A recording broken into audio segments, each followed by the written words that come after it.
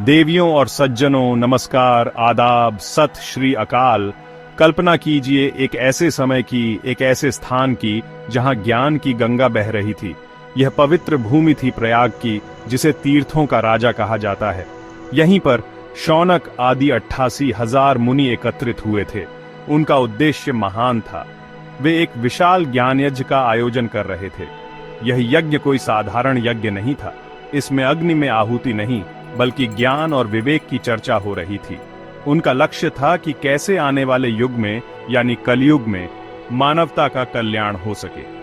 हर दिशा से आए हुए ऋषि मुनि अपने तेज से उस स्थान को प्रकाशित कर रहे थे। इस महान सभा का वातावरण अद्भुत था। हर कोई परम सत्य की खोज में लीन था। वे जानते थे कि आने वाला समय चुनौतियों से भरा होगा। लोग धर्म के मार्ग से भटक सकते हैं। इसीलिए इस सम्मेलन का महत्व और भी बढ़ गया था। वे सब मिलकर एक ऐसे समाधान की तलाश में थे जो युगों युगों तक मनुष्यों का मार्गदर्शन कर सके। यह सिर्फ एक बैठक नहीं थी, बल्कि यह भविष्य के लिए एक आशा की किरण तैयार करने का संकल्प था।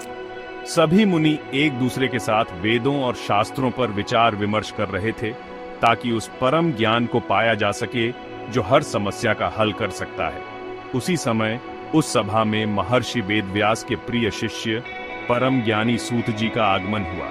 जैसे ही सूत जी ने वहां प्रवेश किया, सभी ऋषि मुनि सम्मान में खड़े हो गए। उन्होंने सूत जी का भव्य स्वागत किया। उन्हें एक ऊंचा और सुंदर आसन दिया गया, जो उनकी विद्वता और ज्ञान के प्रति सभी के आदर का प्रतीक था। सूत जी के चेहरे पर एक दिव्य शांति थी और उनकी आंखों में करुणा का सागर लहरा रहा था।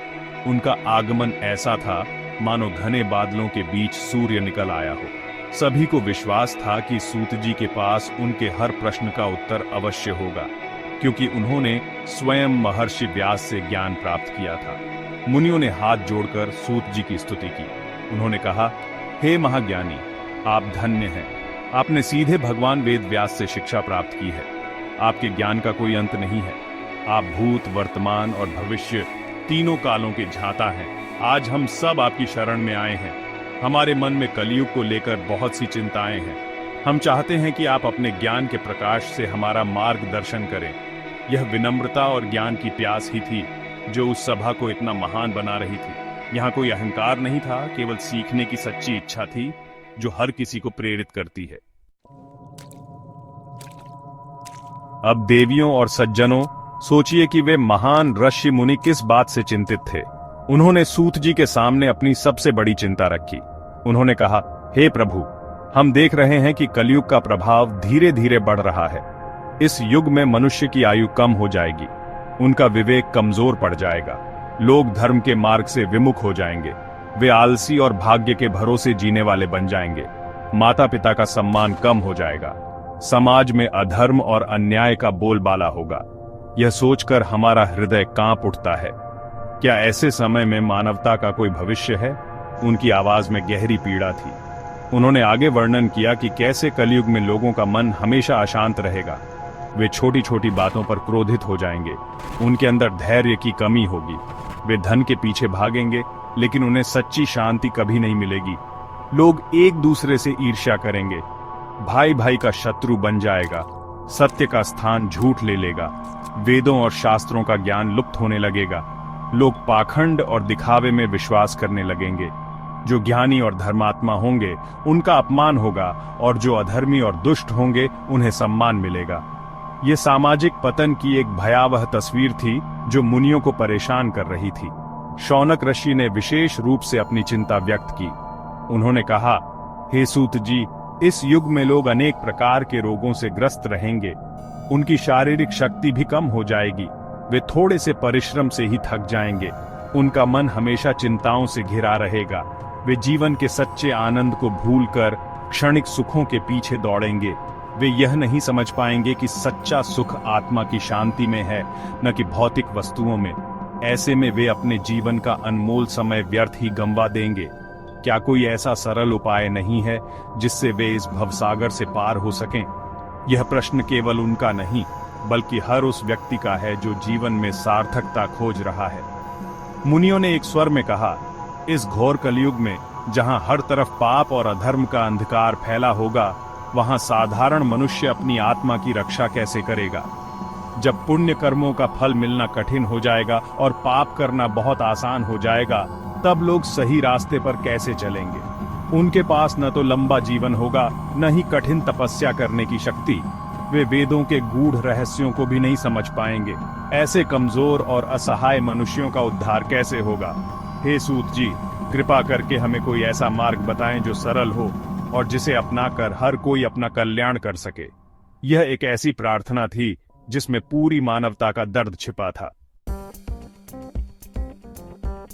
देवियों और सज्जनों, जब प्रश्न इतने गहरे हों तो उत्तर भी असाधारण ही होता है। मुनियों की इन गंभीर और करुणा से भरी बातों को सुनकर सूत जी के चेहरे पर एक सौम्य मुस्कान आई। उन्होंने सभी को आश्वस्त किया। उन्होंने कहा, हे श्रेष्ठ मुनियों, आपकी चिंता स्वाभाविक है। आप सभी लोक कल्याण की भावना से भरे हुए हैं, इसलिए आप धन्य हैं। आपने बहुत ही महत्वपूर्ण प्रश्न पूछा है। कलयुग में निःसंदेह बहुत से दोष हैं, लेकिन इस युग में एक बहुत बड़ा गुण भी छिपा है। आपको निराश होने की आवश्यकता नहीं है, क्योंकि भगवान शिव की कृपा से इस युग में मुक्ति पाना सबसे सरल है। यह सुनकर सभी मुनियों के मन में आशा की एक नई लहर दौड़ गई। सूत जी ने समझाया, सतयुग में मुक्ति के लिए हजारों वर्षों तक ध्यान करना पड़ता था। त्रेता युग में बड़े बड़े यज्ञों का आयोजन करना होता था। द्वापर युग में विधि विधान से की गई पूजा अर्चना से ही फल मिलता था। ये सभी मार्ग बहुत कठिन थे और इनमें बहुत समय और साधन की आवश्यकता होती थी। लेकिन कलयुग के मनुष्यों की कमजोर स्थिति को देखकर स्वयं भगवान ने मुक्ति का मार्ग अत्यंत सरल बना दिया है। इस युग में लंबे अनुष्ठानों या कठिन तप की जरूरत नहीं है, बस सच्चे मन और शुद्ध हृदय की आवश्यकता है। भगवान की कृपा इतनी विशाल है कि वह थोड़े से प्रयास से ही प्रसन्न हो जाते हैं। शौनक ऋषि ने उत्सुकता से पूछा, हे महात्मन, वह कौन सा सरल साधन है? वह कौन सा मार्ग है जिसे अपनाकर कलयुग का प्राणी भी भवसागर से पार हो सकता है? कृपा करके हमें विस्तार से बताइए। हम सब ध्यानपूर्वक सुनने के लिए आतुर हैं। उनकी आंखों में ज्ञान पाने की तीव्र इच्छा झलक रही थी। वे जानते थे कि सूत जी जो भी कहेंगे वह केवल शब्द नहीं होंगे, बल्कि वह मानवता के लिए एक वरदान होगा। वह एक ऐसा ज्ञान होगा जो आने वाली पीढ़ियों को अंधकार से निकालकर प्रकाश की ओर ले जाएगा। हर कोई अपनी सांस रोके सूत जी के अगले शब्दों की प्रतीक्षा कर रहा था। इसके जवाब में सूत जी ने कहा, हे मुनियों, वह परम कल्याणकारी, सभी पापों का नाश करने वाला और सबसे सरल उपाय है शिव महापुराण की कथा का श्रवण। ये कोई साधारण कथा नहीं है, बल्कि ये साक्षात शिव का ही स्वरूप है। जो व्यक्ति कलयुग में भक्ति और श्रद्धा के साथ इस दिव्य कथा को सुनता है या दूसरों को सुनाता है, उसके सभी पाप नष्ट हो जाते हैं। उसे धर्म, अर्थ, काम और मोक्ष चारों पुरुषार्थों की प्राप्ति होती है। शिव पुराण की कथा ही वह नौका है जो कलयुग के इस भयानक सागर में डूबते हुए प्राणियों को सुरक्षित रूप से पार लगा सकती है। इसके समान पवित्र और सरल साधन दूसरा कोई नहीं है।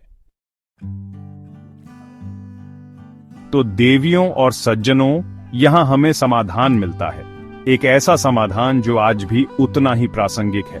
सूत जी ने स्पष्ट किया कि कलयुग में मुक्ति का राजमार्ग भक्ति है, सच्ची भक्ति, जिसमें कोई दिखावा न हो, कोई शर्त न हो, केवल अपने ईश्वर के प्रति गहरा प्रेम और समर्पण हो। इसके साथ ही उन्होंने सत्संग के महत्व पर जोर दिया।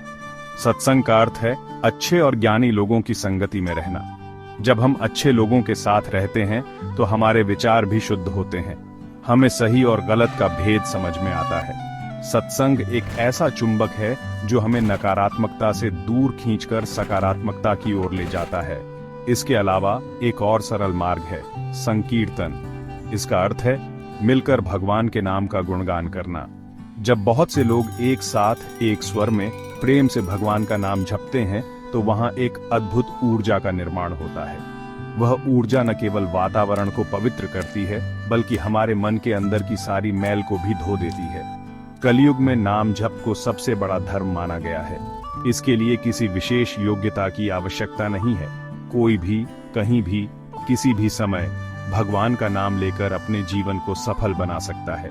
यह भक्ति का सबसे सरल और शक्तिशाली रूप है, जो हर किसी के लिए सुलभ है। अंत में सूत जी ने मुनियों को यही संदेश दिया कि निराश होने की कोई बात नहीं है। भले ही कलयुग में चुनौतियां अधिक हैं, लेकिन समाधान भी उतना ही सरल है। हमें केवल अपना दृष्टिकोण बदलने की जरूरत है। हमें यह विश्वास रखना होगा कि ईश्वर की करुणा अपार है। यदि हम सच्चे हृदय से उनकी ओर एक कदम बढ़ाते हैं तो वे हमारी ओर 100 कदम बढ़ाते हैं। हमें अच्छे कर्म करने का प्रयास करना चाहिए, दूसरों की मदद करनी चाहिए और अपने मन में दया और प्रेम का भाव रखना चाहिए। यही सच्चा धर्म है। शिव पुराण की कथा हमें यही सिखाती है कि भक्ति और सदाचार का मार्ग अपनाकर कोई भी व्यक्ति इस जीवन में शांति और मृत्यु के बाद सद्गति प्राप्त कर सकता है। तो चलिए हम सब भी इस ज्ञान को अपने जीवन में उतारें। हम सत्संग करें, भक्ति करें और अच्छे कर्मों के मार्ग पर चलें। हमें यह याद रखना चाहिए कि अंधेरा कितना भी घना क्यों ना हो, प्रकाश की एक छोटी सी किरण भी उसे मिटाने के लिए काफी होती है। और भक्ति की वह किरण हम सबके भीतर मौजूद है, बस उसे जगाने की जरूरत है। धन्यवाद। शुभ रात्रि। शब्बा खैर।